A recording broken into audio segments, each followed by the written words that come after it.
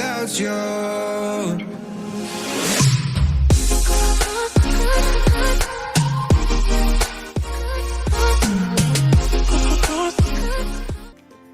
Hello friends, വിനീസ് ലോസിലേക്ക് എല്ലാവർക്കും സ്വാഗതം.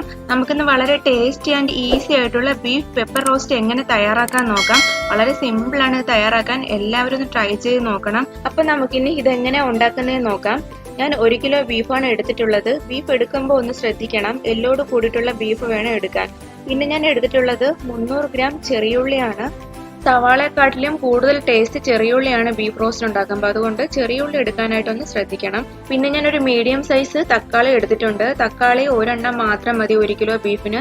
തക്കാളി കൂടിപ്പോയാൽ ഒരുപാട് പുളിപ്പുണ്ടാവും നമ്മുടെ ബീഫിന്, അതുകൊണ്ട് ഒട്ടും ടേസ്റ്റ് ഉണ്ടാവത്തില്ല. പിന്നെ ഒരു ചെറിയ കഷ്ണം ഇഞ്ചിയും കുറച്ചധികം വെളുത്തുള്ളിയും കുറച്ച് പച്ചമുളകും എടുത്തിട്ടുണ്ട്. ഇനി നമുക്ക് തക്കാളി ഒഴിച്ച് ഇതെല്ലാം കൂടെ ജസ്റ്റ് ഒന്ന് ചതച്ചെടുക്കാം. ഒരുപാട് അങ്ങ് അരഞ്ഞു പോകണ്ട, ചെറുതായിട്ടൊന്ന് ക്രഷ് ചെയ്തെടുത്താൽ മാത്രം മതി.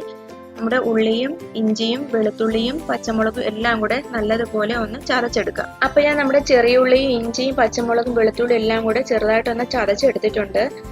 ഈ ഒരു പരുവം മാത്രമേ ആവാവൂ, ഒത്തിരി അങ്ങ് അരഞ്ഞു പോകരുത്. ഇനി നമുക്ക് ബീഫ് ഒന്ന് വേവിച്ചെടുക്കാം. ഞാൻ കുക്കറിലാണ് വേവിച്ചെടുക്കുന്നത്. നമ്മൾ എടുത്തു വെച്ചിരിക്കുന്ന ബീഫ് എല്ലാം കുക്കറിലിട്ട ശേഷം അതിലോട്ട് 1/4 ടീസ്പൂൺ മഞ്ഞൾപ്പൊടിയും 2 ടേബിൾ സ്പൂൺ മല്ലിപ്പൊടിയും 1 ടേബിൾ സ്പൂൺ കുരുമുളക് പൊടിയും 1/4 ടീസ്പൂണോളം ഉലുവയും ആവശ്യത്തിന് ഉപ്പും പിന്നെ നമ്മൾ നേരത്തെ ചതച്ച് വെച്ചിരിക്കുന്ന ചെറിയ ഉള്ളിയും കൂടെ ചേർത്ത് ഇതിനകത്തിട്ട് നന്നായിട്ടൊന്ന് മിക്സ് ചെയ്തെടുക്കാം. അപ്പോൾ എല്ലാം കൂടെ നന്നായിട്ട് മിക്സ് ചെയ്ത ശേഷം നമുക്കിത് അടച്ചു വെച്ചൊരു 4 വിസിൽ കേൾക്കുന്നത് വരെ വേവിക്കാം. ഞാൻ എടുത്തിട്ടുള്ള ബീഫിന് 4 വിസിൽ മാത്രം മതി, അതുകൊണ്ടാണ് ഞാൻ 4 വിസിൽ പറഞ്ഞത്. നിങ്ങൾ എടുക്കുന്ന ബീഫിനനുസരിച്ചിരിക്കും വേവ്. അപ്പോൾ ഒരു 4 വിസിലിന് ശേഷം ഫുൾ ആവിയൊക്കെ പോയി കഴിഞ്ഞിട്ട് ഞാൻ കുക്കർ ഒന്ന് തുറന്നു നോക്കിയിട്ടുണ്ട്.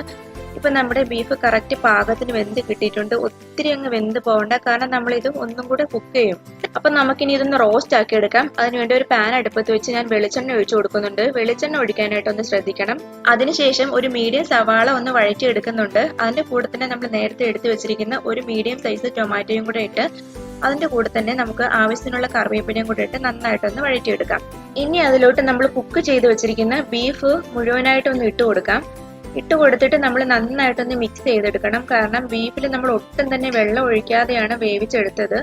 അപ്പോൾ ഓൾറെഡി ബീഫിൽ വെള്ളം ഉള്ളത് കൊണ്ട് തന്നെ വെന്ത് വരുമ്പോൾ ചെറുതായിട്ടൊന്ന് വെള്ളം തെളിഞ്ഞു വരും. അപ്പോൾ എല്ലാം കൂടെ നന്നായിട്ടൊന്ന് മിക്സ് ചെയ്ത ശേഷം ഒരു 5-10 മിനിറ്റ് ചെറിയ തീയിലിട്ടൊന്ന് മൂടി വെച്ച് വേവിക്കണം. അതിനുശേഷം നമുക്കിതൊന്ന് ഓപ്പൺ ചെയ്ത് നോക്കാം. ഇപ്പൊ ഇത് കണ്ടോ, നന്നായിട്ട് എണ്ണയൊക്കെ ഒന്ന് തെളിഞ്ഞു വന്നിട്ടുണ്ട്. ഇതിനുശേഷം നമ്മൾ 1 ടേബിൾ സ്പൂണോളം കുരുമുളകും കുറച്ച് കറിവേപ്പിലയും കൂടെ ആഡ് ചെയ്ത് ഒന്നും കൂടെ ഒന്ന് നന്നായിട്ട് മിക്സ് ചെയ്ത് കൊടുക്കണം. ഈ സമയത്ത് ഉപ്പും കൂടെ നോക്കണം. ഉപ്പ് ഇല്ലെങ്കിൽ കുറച്ചൊന്ന് ചേർത്ത് കൊടുക്കണം. എനിക്ക് ഉപ്പ് കറക്റ്റ് ആയതുകൊണ്ട് ഞാൻ ഉപ്പ് പിന്നെ അധികം ഒട്ടും ചേർത്തിട്ടില്ല. പിന്നെ നമ്മൾ ഇനി മൂടി വെച്ച് വേവിക്കേണ്ട ആവശ്യമൊന്നുമില്ല. ഒരു 5 മിനിറ്റ് കഴിയുമ്പോൾ തന്നെ നല്ല ഡ്രൈ ആയി കിട്ടും. ഇപ്പൊ ഇത് കണ്ടോ, ഇപ്പൊ നന്നായിട്ട് റോസ്റ്റ് ആയി കിട്ടിയിട്ടുണ്ട്.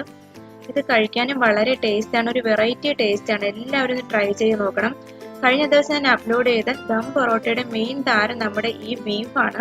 ഈ ബീഫും ആ ദം പൊറോട്ടയും എല്ലാവരും ട്രൈ ചെയ്ത് നോക്കണം. ദം പൊറോട്ടയുടെ വീഡിയോ കാണാത്തവരൊന്ന് പോയി കാണണം. അപ്പൊ എല്ലാവർക്കും വീഡിയോ ഇഷ്ടപ്പെട്ടെന്ന് വിചാരിക്കുന്നു. ഇഷ്ടപ്പെട്ടെങ്കിൽ പ്ലീസ് ഒന്ന് സബ്സ്ക്രൈബ് ചെയ്യുക, തൊട്ടടുത്ത് ബെൽ ബട്ടൺ കൂടി ഒന്ന് പ്രസ് ചെയ്യുക. അപ്പോൾ അടുത്തൊരു വ്ളോഗുമായി എത്തുന്നത് വരേക്കും ബൈ.